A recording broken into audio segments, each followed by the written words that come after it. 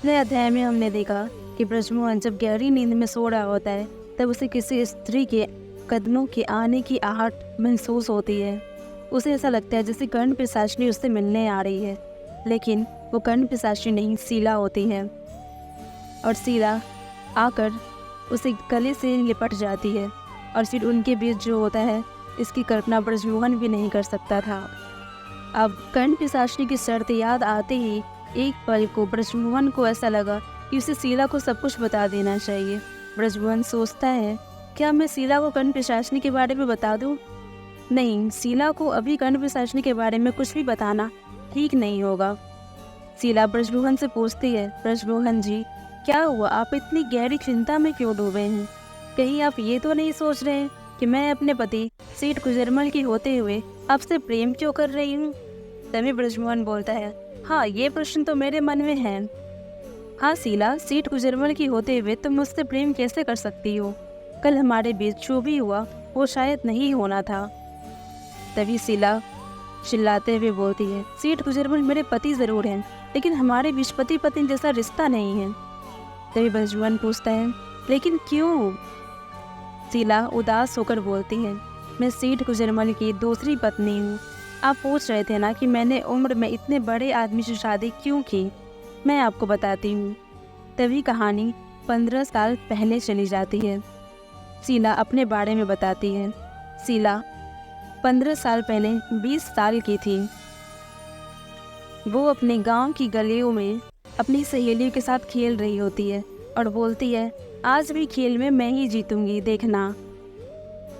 अपने गांव में सहेलियों के साथ खेलती थी, जीवन के नए नए सपने देखती थी, झूला झूलती थी। तब शीला को पता भी नहीं था कि उसके साथ कुछ ऐसा होने वाला है जो एक पल में उसकी पूरी जिंदगी बदल के रख देगा।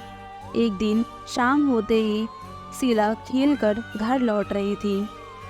छन छन की आवाज़ करते हुए वो अपने गांव की गलियों में चली जा रही थी। तभी उसे ऐसा एहसास हुआ जैसे कोई उसका पीछा कर रहा हो। शीला सोचती है, ऐसा क्यों लग रहा है जैसे कोई मेरे साड़ियों के पीछे से कोई उसका पीछा कर रहा होता है। शीला सोचती है, शायद मेरा वहम होगा, लेकिन मुझे अब जल्दी घर जाना चाहिए। शीला जल्दी जल्दी घर की तरफ जाने लगती है। तभी कोई आदमी झाड़ियों के पीछे छुपा उसका पीछा करते हुए सोचता है, मैं भी देखता हूँ आज ये शीला मुझसे कैसे बचती है। शीला हांफते हुए दौड़ने लगती है, एक अनजाने डर से भागती ही जा रही थी।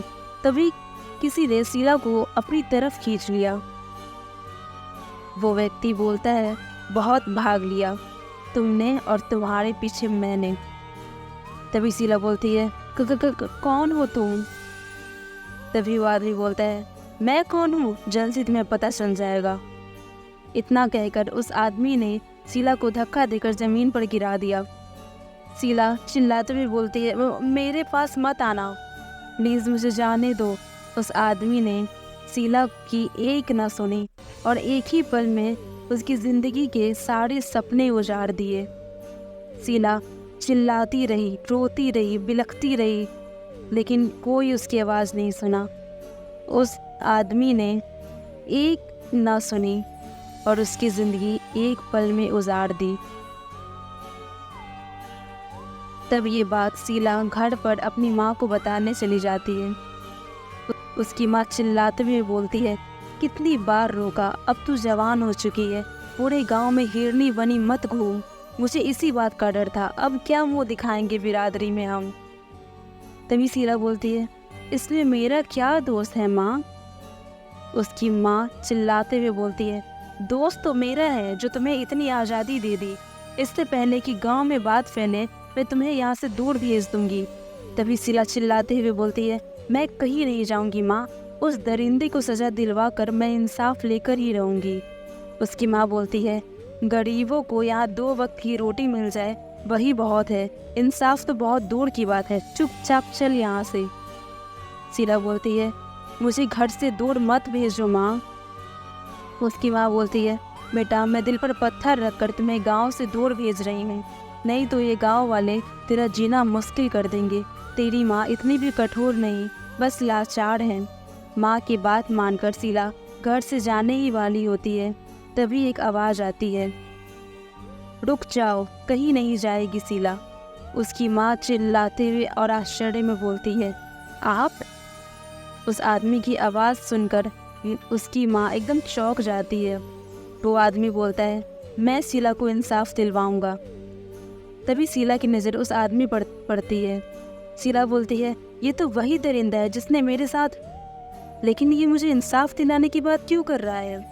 माँ, इसकी बातों में मत आओ। ये वही दरिंदा है जिसने मेरे साथ ज़बरदस्ती की। अब ये मेरे पीछे घर तक आ गया। शीला की माँ बोलती है, तू क्या कह रही है शीला?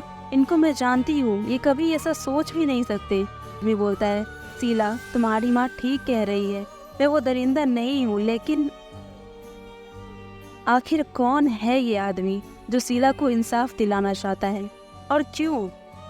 क्या ये वही दरिंदा है जिसने शीला के साथ ज़बरदस्ती की, या ये शीला का है सिर्फ वहम? क्या शीला को इंसाफ मिलेगा?